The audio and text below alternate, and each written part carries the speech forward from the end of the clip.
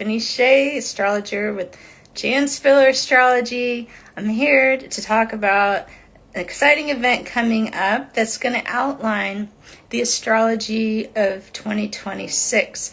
I've been spending quite a bit of time studying this topic over the past few months, and I am going to be co-collaborating with Elizabeth Russell on this event. We've actually been doing our New Year's astrology presentation workshop we decided this is the 9th year. It took a while to think back that far.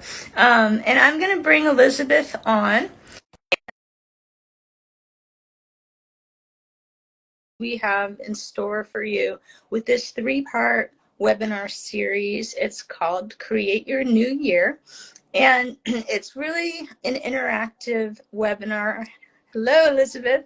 I was just telling everybody that Create Your New Year is interactive. It's not just going to be us talking at you. And I feel like that is so important. Elizabeth is the creator of, I like to call it Dreamfruit World. You can elaborate on that, but she is studying each new moon and the degree of the new moon, right? And the Sabian symbols that go with that tell a whole story for the year, and it's quite remarkable. Would you like to tell a little bit more about what you do, Elizabeth? Oh my gosh, yeah. So it is really interesting. I've been doing this now. The Dreamfruit world is I think we've been telling a story for like 7 years now, moon by moon. And I'm already really devoted to like a lunar perspective. Certainly I see it as incredibly valuable astrologically.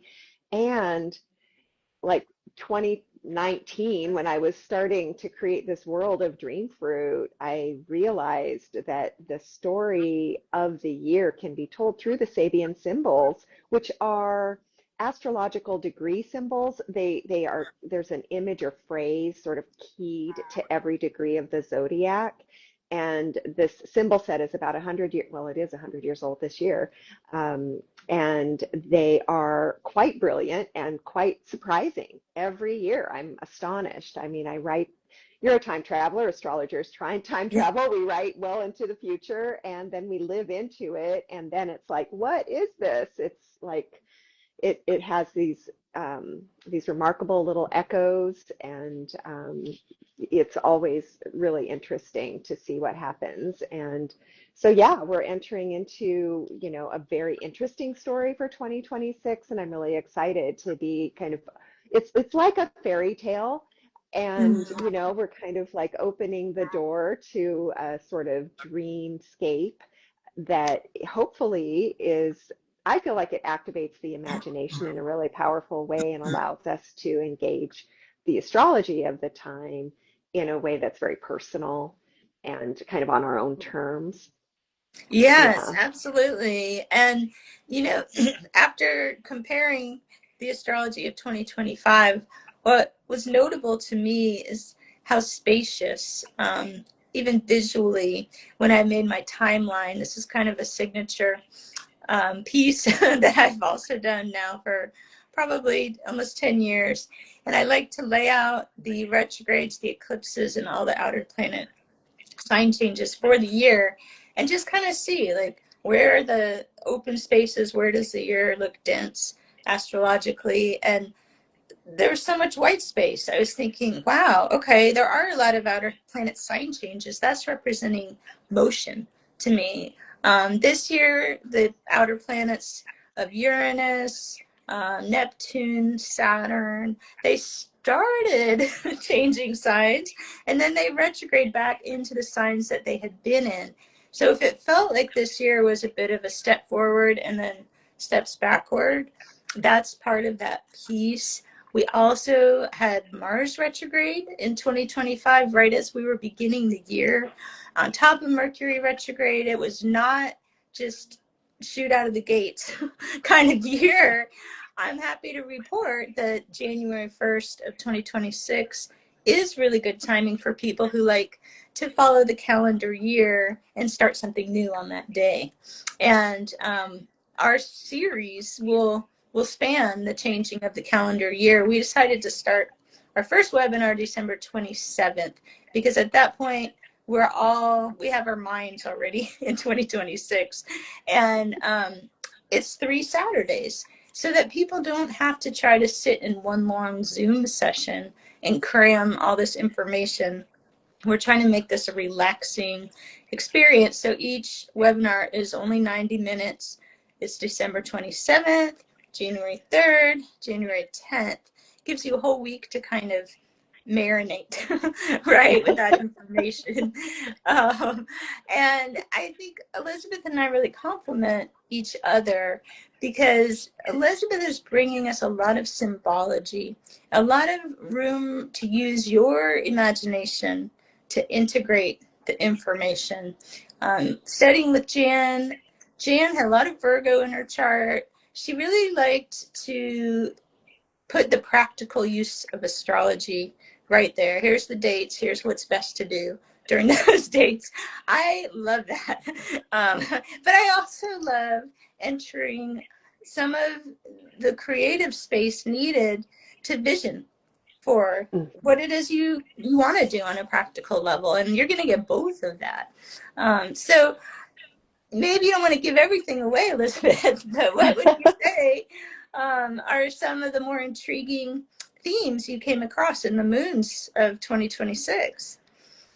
I am super interested in the difference, the contrast between 25 and 26 couldn't be more clear. And I was a little bit uncomfortable. I mean, I was very uncomfortable writing the 2025 Dreamfruit Lunar Tales that we are currently coming to the close of, because it was such an intense, like I was running into imagery that was like, ooh, eek, like, that doesn't seem like an easy time. And so that was like, how do we create, you know, opportunity and space with some of these challenging lunations? And then when I sat down this summer to write for 2026, I was so disoriented by the hopeful imagery yeah, after having kind of a difficult run. So there are a few really key images and moments that kind of pop up over the course of the year that speak to me of new life, of new possibilities coming forward in forms and ways that we could never imagine. And it's kind of like, let's see. So Sabian symbols are really fun and sometimes very sweet. So one of the images that we're working with is a butterfly emerging from the cocoon. And that's early in the year. That is like the third lunation of 2026. And that is a really hopeful one. And then we end the year with an Easter sunrise service. And so there's like, and then there's a whole lot of stuff in between. There's a lot of kind of, we have to do the work. You know, we start the year with sort of this like, whoa, we just have to take responsibility for, you know, trimming things and maintaining things. And that comes up more than a few times over the course of 2026. And I think that that's that Saturn and Neptune traveling together into Aries. Like we can dream and we can imagine and new things can emerge. But Saturn also is like, we also have to do the laundry, mow the lawn, keep up things on the basic level, and do, you know, roll up the sleeves and just do the work it takes to create something new. So I feel really hopeful about 2026 for sure. And after all these years of following the symbols in this way, the Sabian symbols, I put a lot of credence to them. I've just seen them work over and over again. It's quite it's lovely actually. It's a very sweet thing, and it just reinforces my experience and sense of astrology as a living story that we are kind of invited to dance with, which is of course why we do the series in the way that we do, to really set things up so that we can kind of have a restful pause and reflect on some of the astrological forecast for the year, and kind of take a minute. These are like mini workshops that we do to give everybody a chance to, you know, write and reflect on the themes and think about how those affect you personally, and then move on to the next thing. But this kind of breathing in and out, like we do with the story, in generally, is like, how do we dance with what's happening all around us astrologically? So, Oh, I love that. yeah. And I really think Janet would be in alignment with this because one of the things she always instilled in me is make sure people know what to do with the astrology. You know, what can they do? A lot of times there's always emphasis on what you can't do, what it's a bad time for, Mm, what limitations. But we are a shining light on what can be done, what to maximize. What I like about the year is there, you know, we always get interplanet retrogrades. You're not going to avoid Mercury retrograde. It's usually at least 3 times a year, but they're in the water signs. And we do have a Venus retro toward the end of the year, October, November. That's also mostly water. It goes from Scorpio to Libra.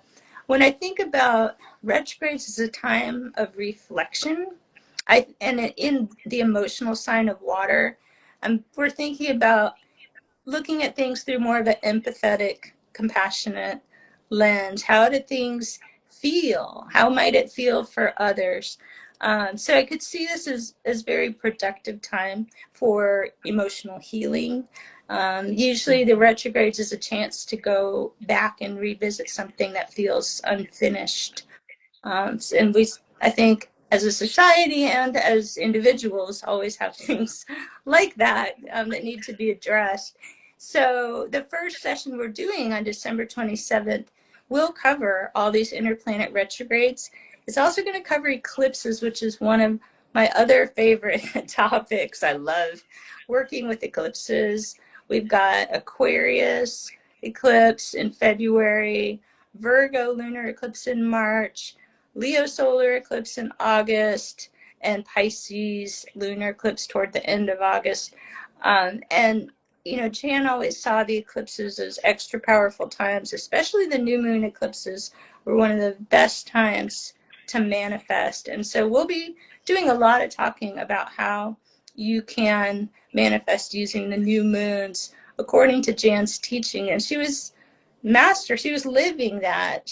When you see everything she accomplished in her life and knowing that she was navigating by the moon cycles, that was enough to convince me there's something to this. It's really working.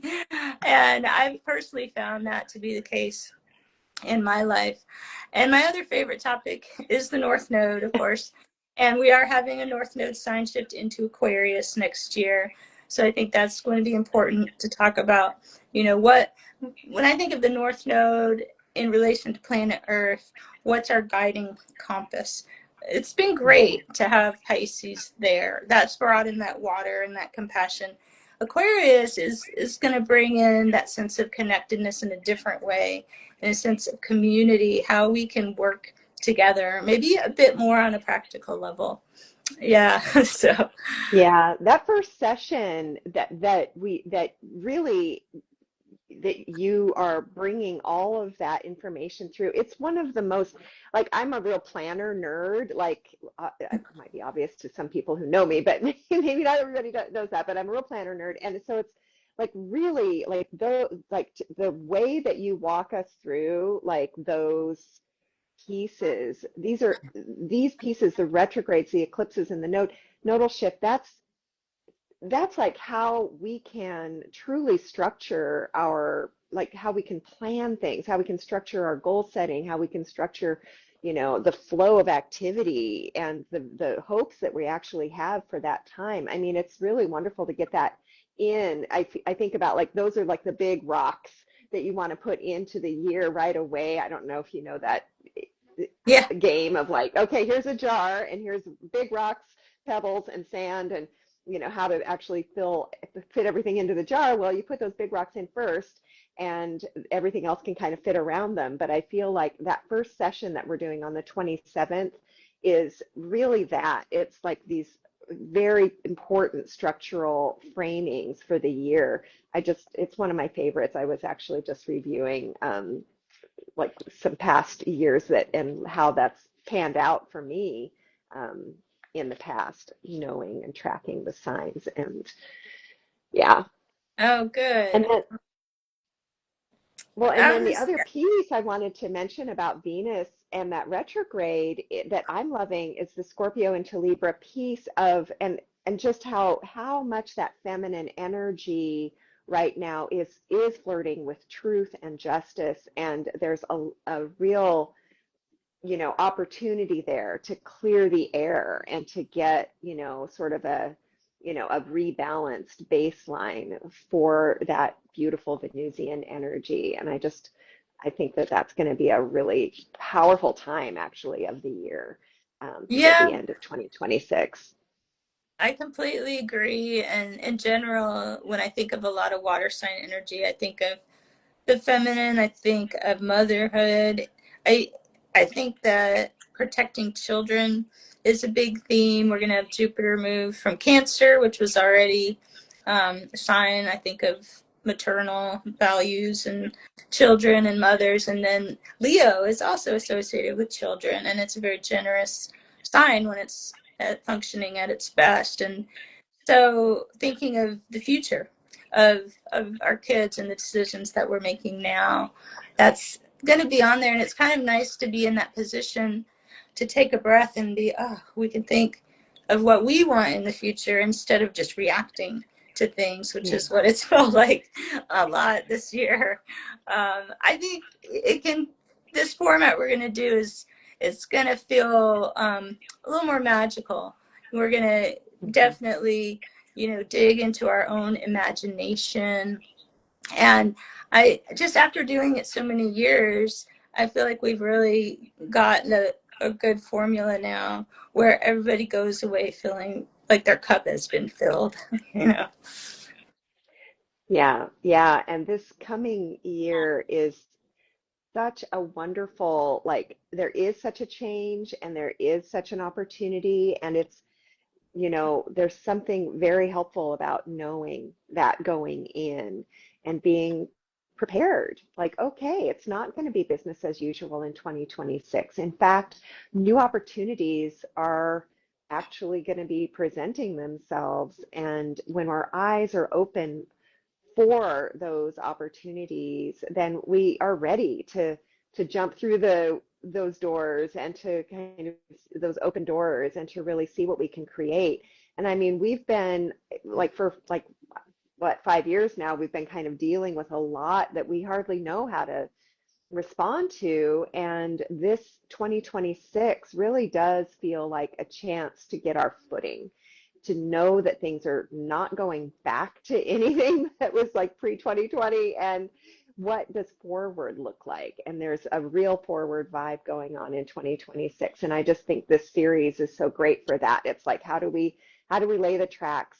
How do we get our imagination kind of, I think of it as like we're feeding the piggy bank, of our imaginarium so that, we can dream forward. I, of course, am such a fervent believer in what how powerful it is, the images that we carry around in our minds, the stories we tell about what we're experiencing, and, taking the time at the beginning of the year to, excuse me, to choose consciously. Yes, absolutely. Have some water. I can relate. Coughs happen. Um, yes, and just to remind anybody who just jumped on the live, this is myself, Stephanie Shea, and Elizabeth Russell, and we are preparing for our annual event, which is called Create Your New Year. It's something I look forward to every year, where we get the lay of the land for the upcoming calendar year. And it takes some doing, but this is what we're doing anyway in our lives. And the work that we do as astrologers is always kind of living months into the future. And so we're ready now to present what the information we've gathered over the past, let's say, at least 6 months while we've been working on this material. And so there's going to be 3 sessions of this webinar, and you do save money if you sign up for all 3. And you don't have to be present, say, oh, I can make 2 out of 3. or even if you could make none or one out of 3 sessions, everybody gets a recording and you get goodies. You get the takeaways of the slideshow, you get my timeline that lays out the year, you get a guide to each new moon and the best time for wishing. Elizabeth has goodies. So it's a full package. It's actually a really great opportunity, and by January 10th, that's the final day of the webinar. I think you'll feel like, okay, I've got my kit and my roadmap, and I'm excited about what I can do this year. And you've taken the first few weeks of the year to really reflect and digest that information instead of feeling the pressure that you had to get started right away. Maybe you'll be inspired after the December 27th one, and you will want to start something at the new year, but we're going to keep nurturing you through January 10th. It really is a sweet like gift, that you can give yourself. And I feel like that time that we create, and also there's a certain feeling of like, oh, here we all are, we come together, and it's always wonderful to see familiar faces and to see new faces and to kind of understand that we are traveling together. It's not just you on your own trying to contend with the astrology of the year. It's all of us, and we're finding our way, and we're kind of setting our course, and like setting our compass toward a direction that is how can we move in the best way toward a great flourishing world given the astrological weather of the moment. And in 2026, there's no question we have really, the weather is favorable for positive forward movement. It truly is. Yeah. Oh, that's so good. I feel like that might be a good place to leave people in this discussion. We piqued your interest, hopefully. And I would love to see you all in this webinar series. There's so much flexibility. You can, again, drop in one, get a recording of the other one. But registration is on. It's in our link tree, in the Jan Spiller link tree, in the Stephanie Shea astrology link tree, and in the Elizabeth. Are you under Dreamfruit? Dreamfruit Maven, yeah. Mm-hmm. Yes, under Dreamfruit Maven. And you can also message us or put comments here if you have any other questions. It's something that is a gift you can give yourself, because this time of year we're always thinking of gifts for other people, but this is something that you deserve for yourself. So it's going to help us all show up better for 2026, and I cannot wait. So we will be making our final preparations in the coming weeks and be ready to see you on December 27th. It's going to be really wonderful to see everybody and to kind of get this whole new era sort of underway together. Right. Well, thank you for joining me, Elizabeth. And you haven't seen the last of us. we'll be back, in these webinars. Keep an eye out for reminders. Check your emails if you're on that emailing list, or if you want to get on the email list, and we'll keep you up to date so you don't forget, because I know it's a busy season. We'll help make sure you remember when the events start and when to register. So yes, come join us. Come play. Come join us. We can't wait. Thank you for your time, everybody. Thank you so much, Elizabeth. Oh, my pleasure. Thank you. See you soon. Bye. Have a good one.